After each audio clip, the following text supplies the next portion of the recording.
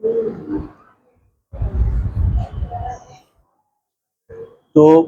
आज हम लोग पढ़ेंगे कि शिक्षा और मनोविज्ञान में क्या संबंध है ना। पिछली क्लास में हम लोगों ने ये देखा था कि मनोविज्ञान का अर्थ क्या है, उसका विषय क्षेत्र क्या है। तो आज हम लोग जो मूल बात है कि हम शिक्षा में मनोविज्ञान क्यों पढ़ें। मनोविज्ञान का अध्ययन करते समय हम लोगों ने ये जाना कि मनोविज्ञान जो है प्रारंभ में भारत में दर्शन शास्त्र की एक शाखा के रूप में उसका अध्ययन होता था, और भारतीय जो दर्शन शास्त्र हैं वो बड़े प्राचीन रूप से हमको उसमें मनोविज्ञान के तत्व मिलते हैं। चाहे धार्मिक साहित्य रहा हो, वेद पुराण उपनिषद आदि, कहीं ना कहीं हमको भिन्न भिन्न रूपों में मनोविज्ञान के दर्शन होते हैं। लेकिन 15वीं शताब्दी के बाद जब पाश्चात्य जगत में मनोविज्ञान का एक जो है विस्तृत विषय के रूप में अध्ययन किया जाने लगा, तो उसकी विकास यात्रा को हम लोगों ने पढ़ा कि उसे मन का विज्ञान कहा गया, आत्मा का विज्ञान कहा गया, उसको चेतना का विज्ञान कहा गया, और बाद में उसे 20वीं शताब्दी में मान्यता प्राप्त रूप से मानव के व्यवहार का अध्ययन करने वाला विज्ञान बताया गया। तो आज हमको ये पढ़ना है कि शिक्षा और मनोविज्ञान के मध्य क्या संबंध है ना, relationship between education and psychology. तो शिक्षा एवं मनोविज्ञान। शिक्षा क्या है ये हम जान चुके हैं, मनोविज्ञान क्या है ये हम पढ़ चुके हैं। अब हमको समझना है कि शिक्षा और मनोविज्ञान का क्या संबंध है।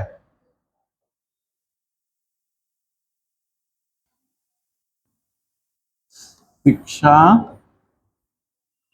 एवं मनोविज्ञान।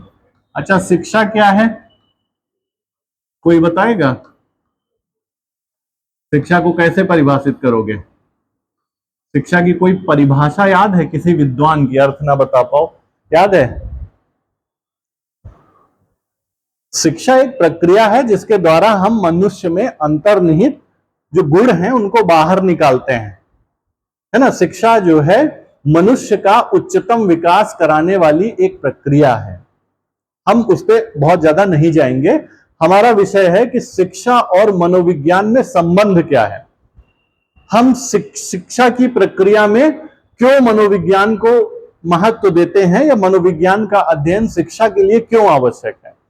तो सबसे पहले, जैसे हम लोग जानते हैं कि मनोविज्ञान क्या करता है, मानव के व्यवहार का अध्ययन करता है, और शिक्षा मनोविज्ञान क्या करता है, शिक्षा मनोविज्ञान भी मानव के व्यवहार का अध्ययन करता है, लेकिन वो शैक्षिक परिस्थितियों में करता है। शैक्षिक परिस्थितियां मतलब कि शिक्षण अधिगम प्रक्रिया में जब हम विद्यार्थी के व्यवहार का अध्ययन करते हैं तो वह शिक्षा मनोविज्ञान के दायरे में आता है। अब किन किन चीजों में मनोविज्ञान का रोल है, तो शिक्षा और मनोविज्ञान के संबंध से क्या आशय है कि हम उन चीजों को जानें, उन प्रकरणों को समझें, शिक्षा के उन अंगों उपांगों को देखें जहां जहां मनोविज्ञान का रोल है, यानी मनोविज्ञान की भूमिका कहां कहां है। तो सबसे पहले शिक्षा के उद्देश्य, शिक्षा के उद्देश्य।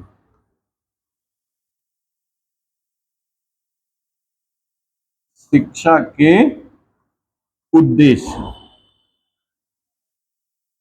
मतलब शिक्षा जो है वो क्या है, एक उद्देश्यपूर्ण प्रक्रिया है। जैसे हम प्रत्येक स्तर पर जो भी शिक्षा ग्रहण करते हैं उसके अपने कुछ उद्देश्य होते हैं, है ना। वो उद्देश्य किस तरह से होते हैं, वो उद्देश्य जो है मनुष्य के विद्यार्थियों के प्रत्येक स्तर के अनुसार अलग अलग होते हैं। जैसे कक्षा 5 तक जो प्राथमिक शिक्षा प्राप्त करते हैं बच्चे, उनके अलग उद्देश्य होते हैं। उच्च प्राथमिक तक हम जो विद्यार्थी हैं उसकी जो मनोवृत्ति है, उसकी रुचियां हैं, उसकी अभिक्षमता है, उसके आधार पर शैक्षिक उद्देश्यों का निर्धारण करते हैं। तो शिक्षा के उद्देश्यों का निर्धारण मनोविज्ञान नहीं करता है। शिक्षा के उद्देश्य जो निश्चित किए जाते हैं यानी निर्धारित किए जाते हैं, ये काम मूलतः दर्शन का है। जब आप शिक्षा दर्शन पढ़ेंगे तो देखेंगे शिक्षा दर्शन की सबसे बड़ी भूमिका है शिक्षा के उद्देश्यों का निर्धारण। तो मूल रूप से ये काम तो शिक्षा दर्शन का है, लेकिन मनोविज्ञान से इसका क्या संबंध? मनोविज्ञान से इसका संबंध यह है कि हम शैक्षिक उद्देश्यों के निर्धारण के बाद मनोविज्ञान के अध्ययन के द्वारा, मनोविज्ञान के ज्ञान के द्वारा यह जान सकते हैं कि क्या ये उद्देश्य प्राप्त किए जा सकते हैं कि नहीं, इन उद्देश्यों को प्राप्त करना संभव है या नहीं, या इन उद्देश्यों को हम किस मार्ग से प्राप्त कर सकते हैं। जैसे बहुत सारे टारगेट ऐसे हो सकते हैं कि जो अचीवेबल ना हो, तो मनोविज्ञान क्या करता है? मनोविज्ञान उन उद्देश्यों के निर्धारण का पता लगाता है कि ये सही उद्देश्य हैं, इनको इस स्तर के विद्यार्थी के लिए प्राप्त किया जा सकता है कि नहीं।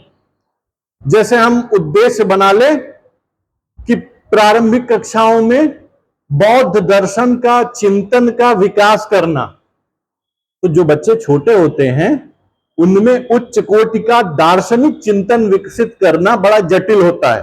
तो यह उद्देश्य अगर होगा तो शिक्षा मनोविज्ञान के ज्ञान के द्वारा बताएगा कि इस उद्देश्य को इस स्तर के बालकों के लिए अचीव नहीं किया जा सकता।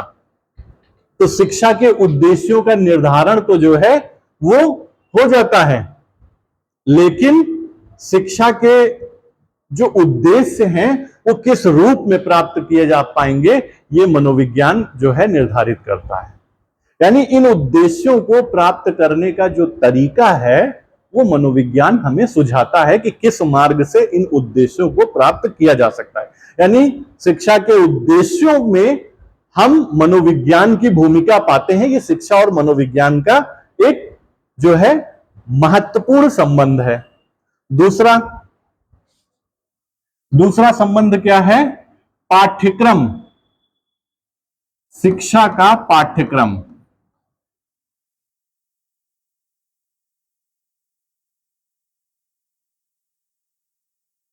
पाठ्यक्रम क्या होता है? जिसे हम करिकुलम बोलते हैं।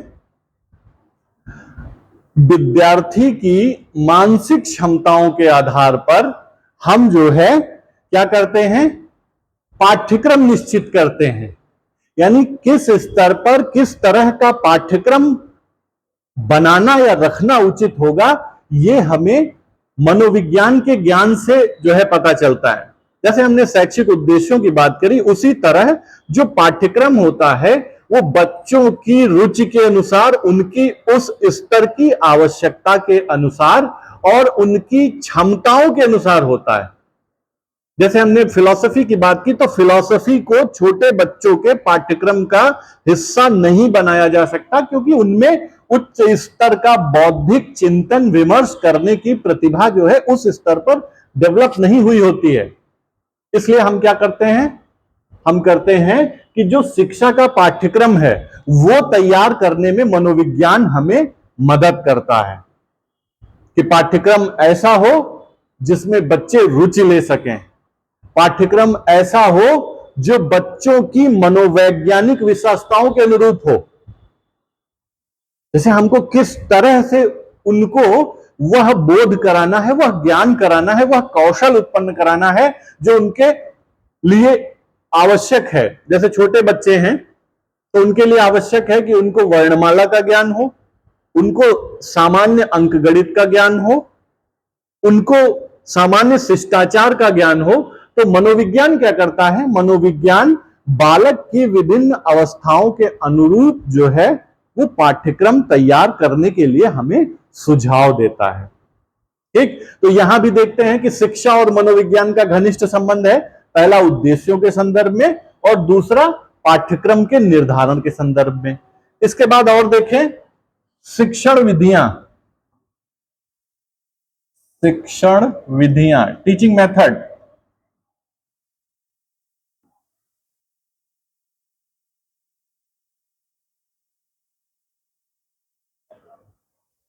शिक्षण विधियों का क्या मतलब है?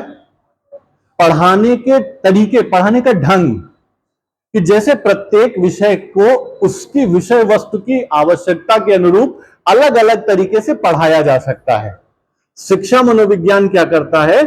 शिक्षा मनोविज्ञान हमें वह बेहतर तरीका सुझाता है जिस तरीके के आधार पर हम अध्यापन करके श्रेष्ठ उद्देश्यों की प्राप्ति कर सकते हैं। यानी जैसे कुछ विषय होते हैं जो प्रायोगिक होते हैं, जैसे हमें विज्ञान की शिक्षा देनी है तो वहां पर हमें बच्चों को लैब में ले जाकर के प्रयोग कराने की आवश्यकता होती है कुछ विषय वस्तु विशेष के अनुसार। जैसे उच्च शिक्षा के स्तर पर कोई सैद्धांतिक विषय पढ़ाया जाना है तो वहां पर लेक्चर मेथड, डिस्कशन मेथड, ये सारी विधियां जो है महत्वपूर्ण होती हैं। लेकिन अगर बच्चों को रंगों का ज्ञान कराना है, छोटे बच्चों को, कि किस तरह से हम उनको कलर्स को आइडेंटिफाई करना बताएं कि कौन सा रंग किस नाम से जाना जाता है, तो इसके हम लेक्चर मेथड से पढ़ाएंगे तो उपयुक्त नहीं होगा। शिक्षा मनोविज्ञान ने उसके लिए अनेक विधियां बताई हैं। जैसे हम प्राथमिक स्तर पर देखें तो आप लोग अभी आगे पढ़ेंगे कि जैसे किंडरगार्टन प्रणाली होती है, डाल्टन मेथड होता है, ह्यूरिस्टिक विधि है, मॉन्टेसरी पद्धति है। ये सारी पद्धतियां क्या करती हैं? ये हमें बच्चों की उनकी मानसिक स्तर के अनुरूप जो है एक स्कूल एनवायरनमेंट का जो है वो हमें सुझाव देती हैं। तो शिक्षा मनोविज्ञान क्या करता है? बच्चों की मन स्थिति के अनुरूप, उनकी रुचियों के अनुकूल शिक्षण विधियों के चुनाव में शिक्षक की सहायता करता है। शिक्षण विधियां कौन तय करता है? टीचर।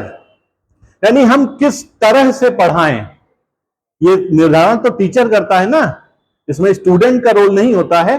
और ये निर्धारण टीचर कैसे करता है? ये मनोविज्ञान के ज्ञान की सहायता से करता है। शिक्षण किस तरह से किया जाए, विषय वस्तु की मांग के अनुरूप ये अलग अलग हो सकता है। जैसे हमें सामाजिक व्यवहार की शिक्षा देनी है तो हमें समूहों में विभक्त करके बच्चों को छोटे छोटे टास्क देने होंगे, उनको ऑब्जर्व करना होगा, उनको उनके बिहेवियर को मॉडिफिकेशन के लिए काम करना होगा। तो वहां पर क्या होगा? वहां मनोविज्ञान हमारी सहायता करेगा। ठीक। तो शिक्षण विधियां, शिक्षा के उद्देश्य, शिक्षा का पाठ्यक्रम, शिक्षण विधियां, इन सब में हम देखते हैं क्या है? शिक्षकों की जो है महत्वपूर्ण भूमिका है। इसके बाद मनोविज्ञान तथा बालक, मनोविज्ञान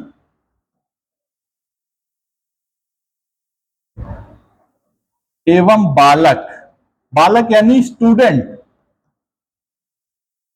बालक का मतलब केवल बालक नहीं, बालक बालिकाएं दोनों। यानी पहले हम देखें तो हमारी जो शिक्षण व्यवस्था थी वो पूरी तरह से शिक्षक केंद्रित हमको दिखाई पड़ती है। यानी पाठ्यक्रम का निर्धारण शिक्षक करेगा, शिक्षण विधियों का निर्धारण शिक्षक करेगा, किस तरह से कब क्या सिखाना है, शिक्षक केंद्रित व्यवस्था थी। लेकिन शिक्षा मनोविज्ञान के प्रादुर्भाव के बाद पेस्टोलॉजी, वॉटसन और एक लंबी परंपरा फ्रॉबेल, मॉन्टेसरी, और भारत में हम देखें तो गिज्जू भाई, लज्जाराम तोमर जी, रविन्द्रनाथ टैगोर जी, महर्षि अरविंद, ये सभी जो है वो बाल मनोविज्ञान के लिए इन्होंने कहीं ना कहीं काम किया है। तो मनोविज्ञान क्या सुझाव देता है? मनोविज्ञान बताता है कि बालक को हमें किस रूप में समझना है। यानी मनोविज्ञान के ज्ञान के बाद जो है शिक्षा बालक केंद्रित हो गई, विद्यार्थी केंद्रित हो गई। यानी सेंटर में कौन रहेगा? स्टूडेंट रहेगा। हमें विद्यार्थी की आवश्यकताओं के अनुरूप, उनकी रुचियों को ध्यान में रखते हुए, उनकी अभिक्षमताओं को ध्यान में रखते हुए अध्यापन कार्य करना है। जैसे शिक्षक को यह नहीं कि वो लगातार पढ़ाता जाए, वो देखे कि यदि विद्यार्थी अध्यापन में रुचि नहीं ले रहे हैं, अध्ययन प्रक्रिया में संलग्न नहीं हो रहे हैं, तो वो अपना मेथड बदल करके विद्यार्थियों के सामने विषय वस्तु को उपस्थित करे। यानी शिक्षण विधि कैसी हो? विद्यार्थी के अनुरूप हो। यहां हम देखते हैं कि मनोविज्ञान का ज्ञान हमको सहायता करता है। तो बाल केंद्रित शिक्षा का मतलब स्टूडेंट सेंट्रिक एजुकेशन, यानी शिक्षा में बालक को सर्वोपरि स्थान दिया जाए। जो विद्यार्थी है वह शिक्षण व्यवस्था के केंद्र में रहे, पाठ्यक्रम जो हो वो उसकी आवश्यकताओं के अनुरूप हो, शिक्षण विधियां उसकी आवश्यकताओं के अनुरूप हो, और इसके साथ साथ जो जिस माध्यम से हम उसकी मूल्यांकन करें यानी परीक्षा लें वो भी कहीं ना कहीं बालक की आवश्यकताओं के अनुरूप हो। अगला हम देखें तो क्या है, मूल्यांकन, मनोविज्ञान एवं मूल्यांकन। मनोविज्ञान एवं मूल्यांकन।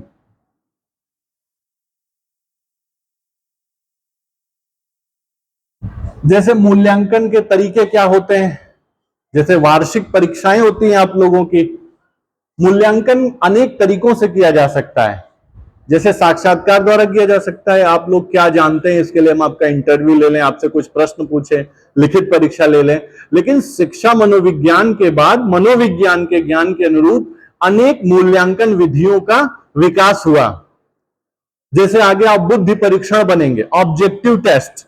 जैसे ऑब्जेक्टिव परीक्षा प्रणाली आप जानते हैं ना कि एक प्रश्न होगा, उसके 4 विकल्प होंगे, कहानी कथन विधि, कहानी पूर्ति परीक्षण।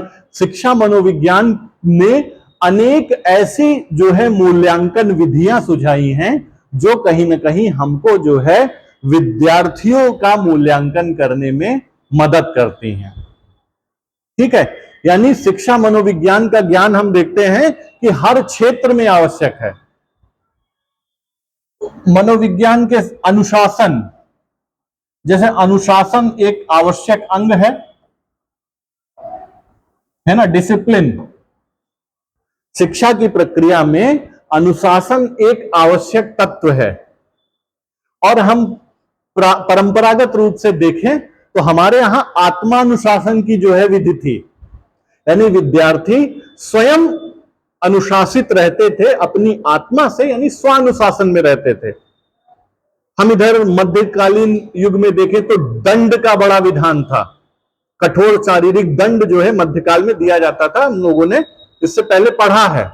लेकिन मनोविज्ञान क्या कहता है, मनोविज्ञान पुरस्कार के माध्यम से, प्रेरणा के माध्यम से अनेक जो है हमको ऐसी विधियां सुझाता है कि हम जो है अनुशासन किस तरह से बनाए रख सके। जैसे पुरस्कार है, पुरस्कार किस तरह से दिया जा सकता है, जैसे हम आपको पढ़ने के लिए कोई विषय वस्तु दें और कहें कि जो इसमें बेहतर करेंगे उन सभी विद्यार्थियों को पुरस्कृत किया जाएगा। तो पुरस्कार जो है कहीं ना कहीं हमको दिखाई पड़ता है कि अनुशासन का एक कारक है। तो इस तरह से हम देखते हैं कि शिक्षा की प्रक्रिया के जितने भी अंग हैं, चाहे वह प्रशासन हो, चाहे प्रबंधकीय व्यवस्थाओं से संबंधित हो, मनोविज्ञान हमको प्रत्येक क्षेत्र में कहीं ना कहीं अपने ज्ञान द्वारा हमारा परिवर्धन करता है, शिक्षक के व्यवहार को परिमार्जित करता है, और जो शैक्षिक उद्देश्य हैं उनको प्राप्त कराने में ये एक सफलतापूर्वक अपनी सहायता हमको देता है। ठीक है, तो अब इसके संदर्भ में कोई प्रश्न हो तो पूछ सकते हैं।